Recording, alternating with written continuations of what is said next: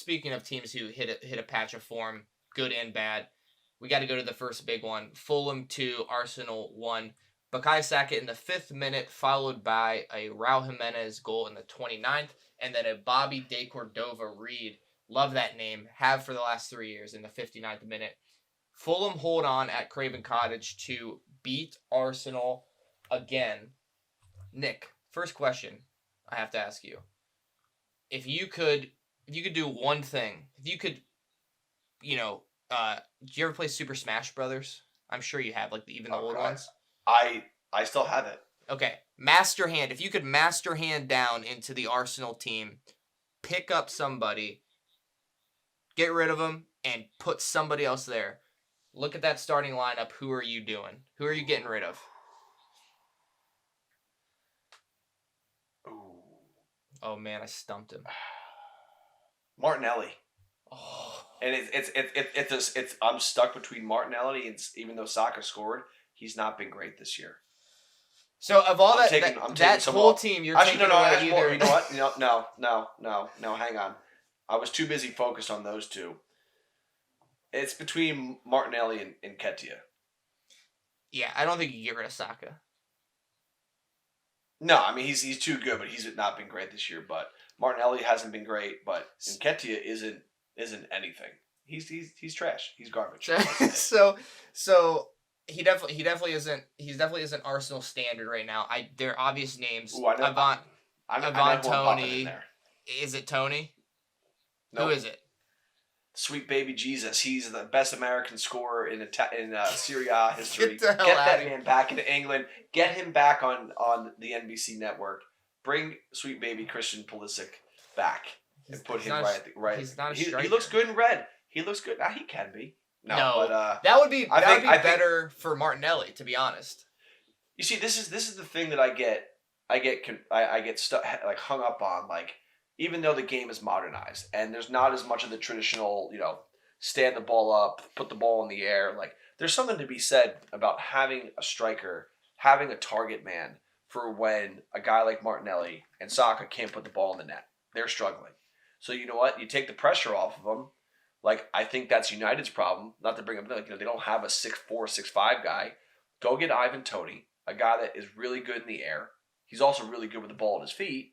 You know what? You're struggling. You don't have to worry about getting in there and trying to play some really intricate passes and 1-2s.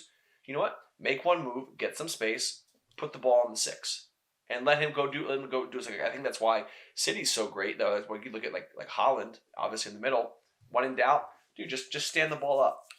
Just put it in the area and let him do his thing. I think there's something to be said how that helps wingers who are struggling. I think Nketiah or Jesus is the obvious. Replacement. You either go get Toney or Osimhen or Boniface from Bayer Leverkusen.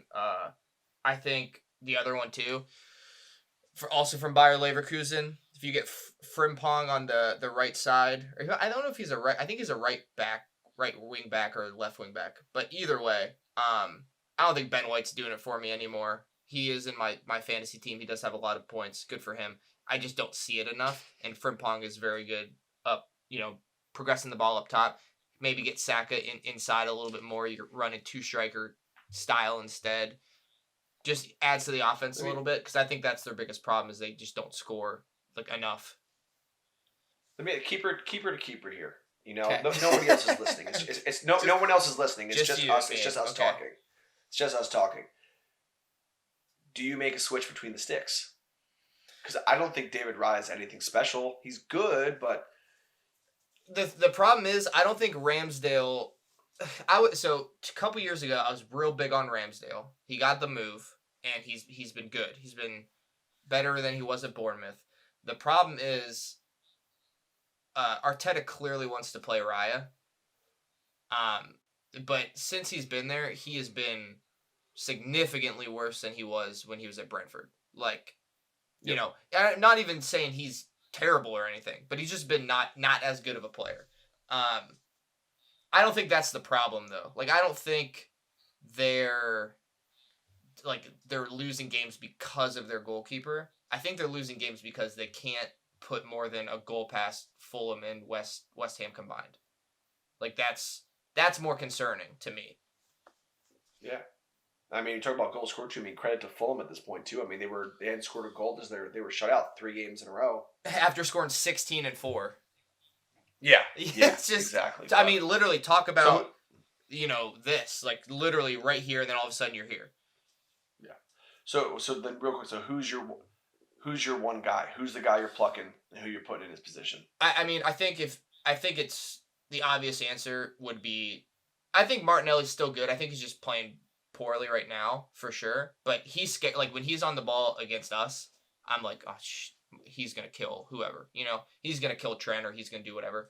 I would say right back. I would get a guy who can bomb up, and then you just run that Saliba, Gabriel, Tomiyasu, Kirior, almost 3 center backs, and then that lets you put Havertz and Odegaard behind that front 4 basically, and just pelt the goalkeeper. Because I just think that they need to pin people, and I think Rice can do the defensive shit himself. Like I think he's that good. Yeah. So to not be, I don't want to call you obvious, but not just harp on what everybody else is saying. Yeah. Get me Ivan Toney. Get me Ivan Toney. I'll pick Frimpong at right back.